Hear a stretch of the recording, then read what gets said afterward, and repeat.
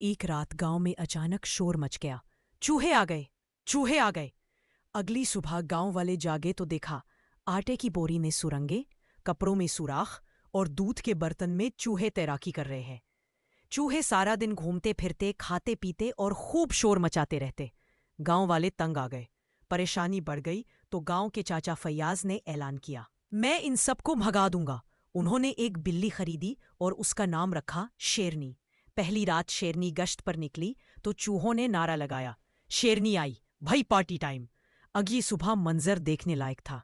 बिल्ली खुद चूहों के साथ बैठकर दूध पी रही थी और मजे कर रही थी। चाचा फैयाज सर पकड़कर बैठ गए, अरे ये तो दुश्मन के साथ मिल गई। फिर गांव वालों ने मंसूबा बनाया, चूहों को पकड़ने के लिए फंदे लगाए। मगर चूहे इतने चालाक निकले कि फंदों में फंसने के बजाय उनमें झूलने लगे।